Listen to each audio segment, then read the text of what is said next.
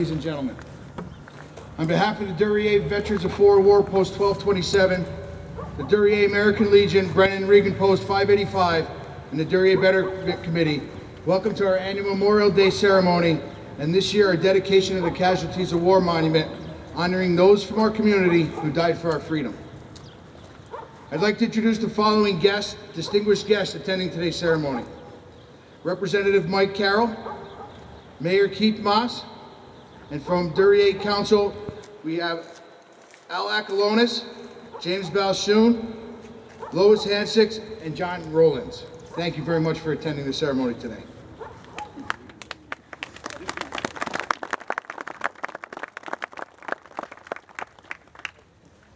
Ladies and gentlemen, please rise for the invocation by American Legion Chaplain Paul DeHaba, and please remain standing for the Pledge of Allegiance.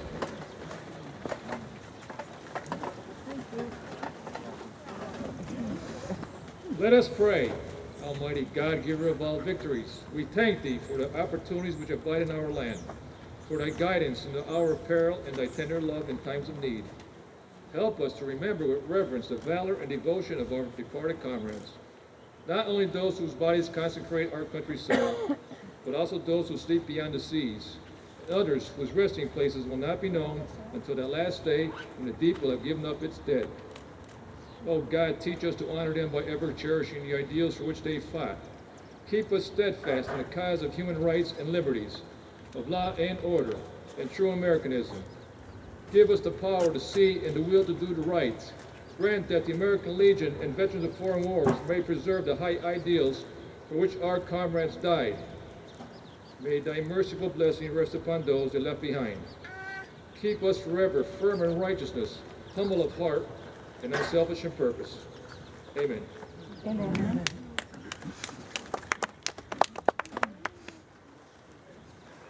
Ladies and gentlemen, we'll now dedicate the monument. This is a solemn, important occasion, one we shall remember with pride for the small part we are contributing. We are assembled here to pay tribute to the men of our community who have served in the United States Armed Forces and gave their all for our freedom. They are our neighbors who have fought in defense of this great country and for the preservation of our way of life. These men and women are worth far greater recognition than mere words or markers. The sacrifice they made and the deeds they performed shall be written in history and shall remain alive in our memories for generations to come. We express sincerely our pride and gratitude for the tasks they fulfilled. Before you is the flag of our nation. That flag is the symbol of all that is sacred to us. Look at it closely for a moment. The flag of the United States reflects that we are and what we hope to be. The white stripes symbolize purity of purpose in our freedom of thought, expression, and worship. The red stripes of courage. They symbolize our willingness to die, if necessary, for preservation of American ideals. The blue stripes of tranquility, that our states are united to intact all that is truly ours. The desire for peace, prosperity, and happiness throughout our nation. We emphasize that interpretation of the flag because we are assembled here to honor those who have fought and died under that sacred symbol of our land. We have come here to dedicate a roll of honor, naming the 45 men of this community who have fought as the living strength of our flag. They were the United States Armed Forces on land, sea, and in the air. Those we honor on this monument did not return.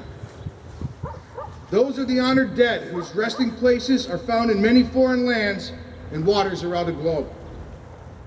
These American defenders left our schools, our shops, and our farms to take up weapons against our foes. They left their peacetime pursuits with confidence in their hearts and assurance upon their lips. They were aware of the dangers before them, yet they responded without hesitation to the call of duty. These are the men and women in whom we entrusted all our faith. They are the ones who we toiled and prayed for here at home, to help make their effort victorious, so they might return and live with us in lasting peace and security. We look upon all these honored as our comrades. We will always honor those who go forth in defense of our nation. They are the true guardians of freedom, justice, and equality. Gentlemen, please unveil the monument.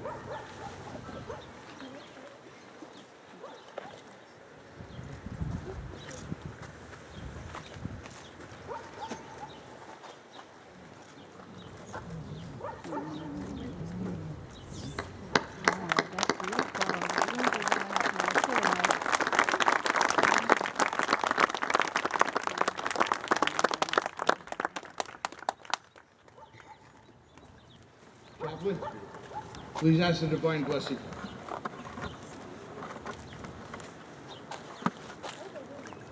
Almighty God, we extend these tributes to our beloved comrades. Accept our prayers on behalf of the souls of thy departed servants. Look with mercy upon their loved ones, comfort and console them through tenderness. Amen.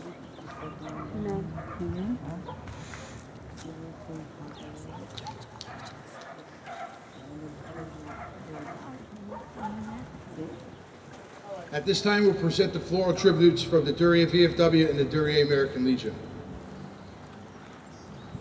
Presenting the floral tribute on behalf of the Duryea VFW is Mr. David McCovich.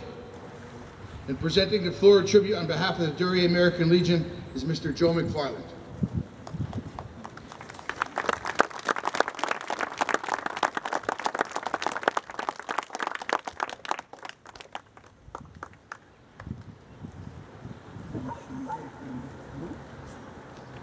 Ladies and gentlemen, Mr. Mike Howell would now like to make a few remarks. You can sit, ladies, you can sit. You can sit down now. You can sit down.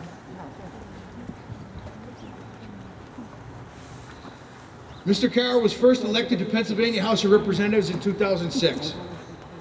He formerly worked as the Chief of Staff for then State Representative John Udachak as a legislative liaison for transportation issues under Governor Robert Casey and served as District Office Director of Congressman Paul Kajorski. A graduate of Pittston Area High School, Mike earned a Bachelor of Arts in Liberal Studies from the University of Scranton. Mike is a member of the Pennsylvania Higher Education Assistance Agency Board, board member of the Greater Pittston Chamber of Commerce. In addition, he served as the 2010-11 Legislative Fellow at East Stroudsburg University. Mike and his wife Kelly have 3 children, Matt, Mackenzie, and Allie, and he is the son of Michael and Jean Marie Carroll from Avoca. Thank you, Mr. Carroll. Thank you, sir, and good morning, everyone. First, thank you to the Duryea Betterment Committee, the VFW, and the American Legion for putting this together. As I have said at numerous occasions at different events, these sorts of occurrences do not happen by accident. They happen because of wonderful planning, dedication to the community, and dedication to a wonderful, wonderful effort here to memorialize these 45 individuals. As you consider the commitment and sacrifice that has been made by these 45, it's beyond anything, I think, really, that we can imagine. For the sons and daughters of families from Duryea to go to far corners of the world and risk their life, and in fact, for 45, lose their life, tragically, really on behalf of all of us. It's just the measure of that sort of commitment to this community, to this region, to this nation, is beyond my comprehension. So I think it's totally fitting on this Memorial Day in 2017 that this wonderful monument stands as a permanent recognition of those folks from this community who committed their life to make sure that we have the freedoms that we enjoy here in Duryea, in northeastern Pennsylvania, and in this country. It's a great pleasure to be with all of you this morning. It'll be an even greater pleasure as we drive by on Stevenson Street to be reminded of the commitment that these folks made on behalf of all of us. I thank you all for being here today. God bless all of you, and God bless America.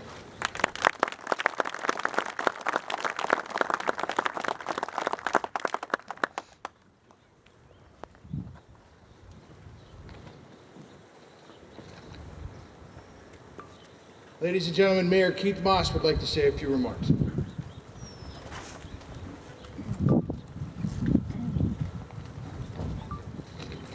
Thanks, Danny. I want to thank everyone for coming out here today, for everybody's hard work, everybody that was involved in this monument, the Betterment Committee, the VFW, the American Legion, the Sons of the American Legion, Mike Lazanitz, for looking up all the names and making sure they were all from Duryea. Welcome everyone to our Duryea Memorial Day service. As you all know, this is a very special Memorial Day because of our new Casualties of War monument. Early last fall, our Duryea Betterment Committee had a group of Duryea residents present to us plans for this monument, offering us at their own expense and out of the goodness of their hearts that we place this at the Duryea VFW. On this monument, we have the names of the Duryea residents as far back as the Civil War, who lives or lost serving their country. I, as Mayor of Duryea, respect each and every name on the monument and every Veterans Day here today. I sincerely hope that all the Duryea residents share my feelings. Hopefully, as we all drive or walk past this monument, we will pause for a moment and thank God for the liberty and the freedom that we live every day. Because of every name on here and every veteran who has served and is presently serving our great USA. Thank you, and God bless all.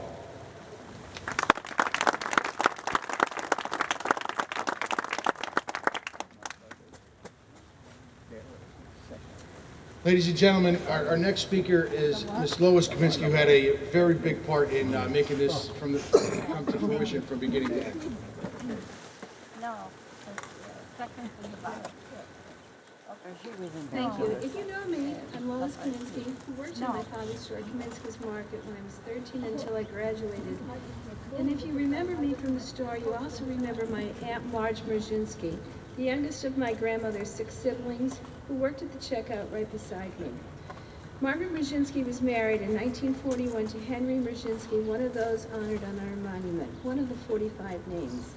Henry was born March 18, 1915, to Stanley and Mary Merzinski, and had 2 sisters, Sabina and Florence. He joined the Army in 1941 and rose to corporal in the 314th Infantry. On a leave from World War II, he met his 1-year-old daughter, Mary Ann, who was born in 1942. On October 1st, 1944, he was killed in the forest of Paroy as the 314th Infantry met with the 113th Panzer Brigade protecting the German border. Mary Ann, his daughter, would never see her father again. She only met him once. Margaret would often talk about the playful trombone player who played in the Duryea band and worked in the mines. She'd never remarry, and in her 80s she would finally join the love of her life, who is buried in Arlington National Cemetery. This is just one story that I uncovered as we did research on these 45 names. All of these names have mothers, fathers, sisters, brothers, children. They lived on the main street, in the hill, in the patch, and they'd never come home again except to be buried. Please take the time to show your children their lives and their place in history by visiting the Duryea Casualties of War Facebook page, where they have put obituaries, pictures, and let history be remembered for their sacrifice and their part in our freedom. Thank you so much for coming.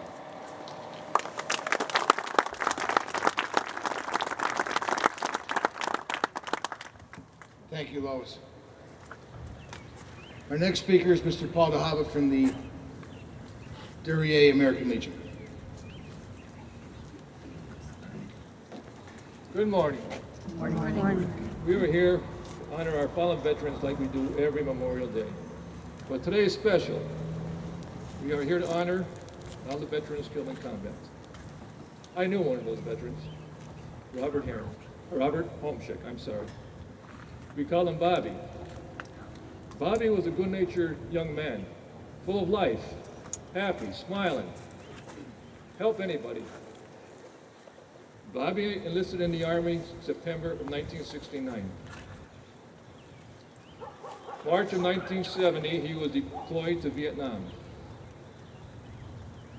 April of 1971, he was killed in action.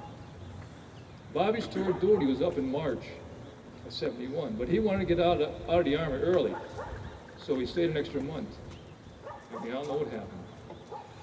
These veterans, like all veterans, believe in what they're fighting for, believe in this country, but they know the ultimate sacrifice. All we can hope and pray is these veterans didn't die in vain. Thank you.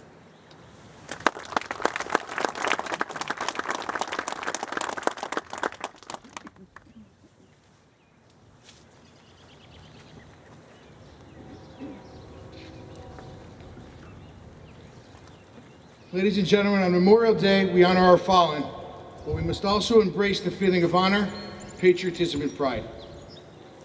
151 years have passed since a drugstore owner in Waterloo, New York, a small town not unlike our little borough of Duryea, encouraged businesses to close for one day to honor the soldiers who lost their lives during the Civil War. It was then that an American tradition was born.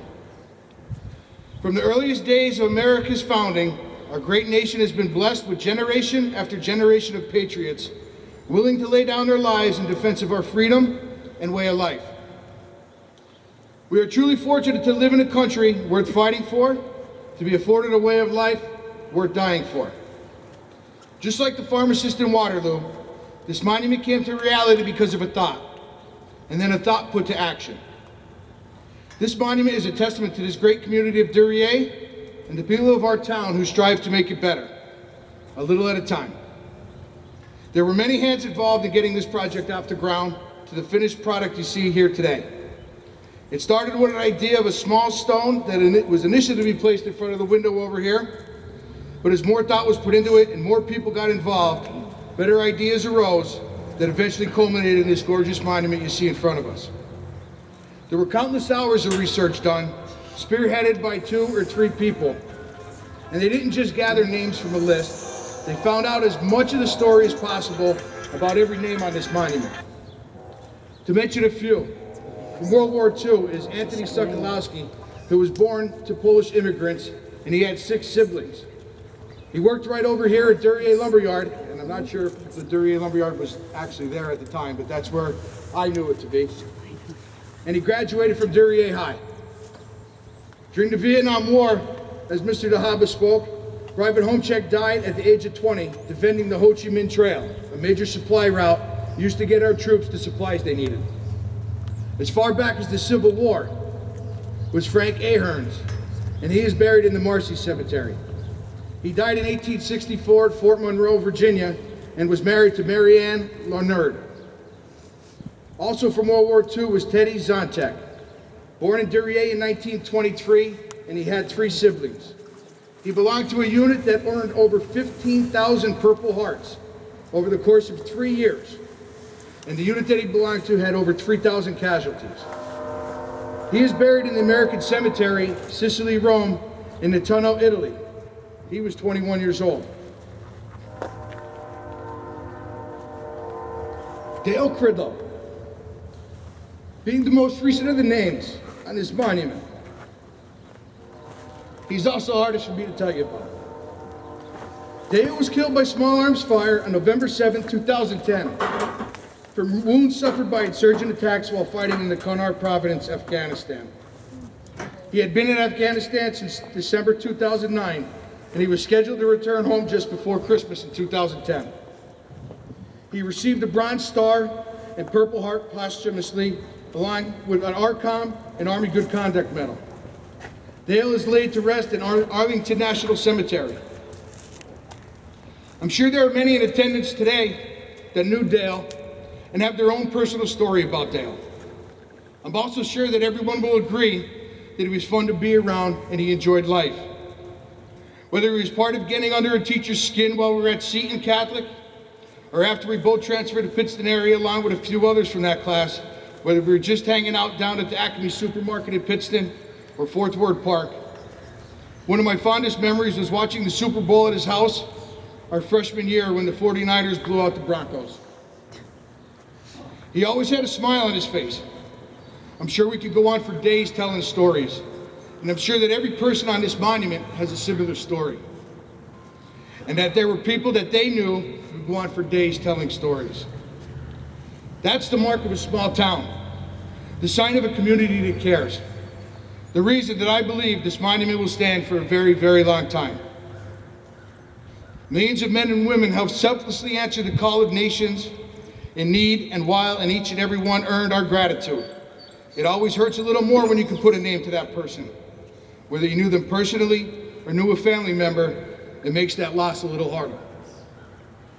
For those family members in attendance today, I understand that if this dedication has brought up some fresh emotions, but I hope that the community effort to honor your loved one for their sacrifice to our country and in our town will help you continue the healing process as we honor your hero once again.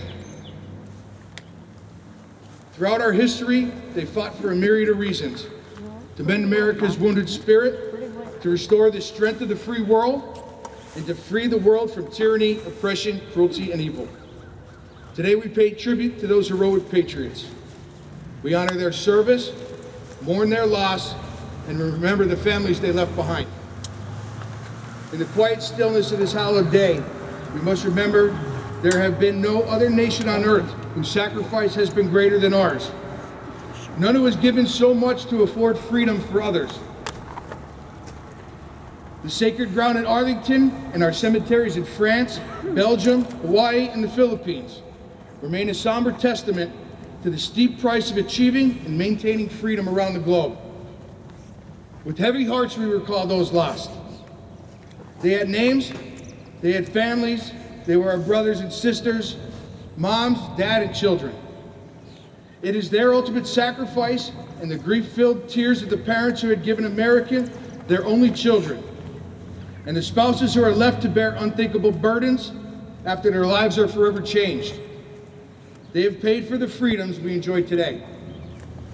In order to repay our debt to them, we remain dedicated to honoring the legacy of our nation's fallen by educating all who believe Memorial Day is just another holiday, and by passing our knowledge along to the next generation so they may do the same. We must ensure the youth of tomorrow understand the true cost of freedom. There is no greater way to honor the memory of those who have secured it.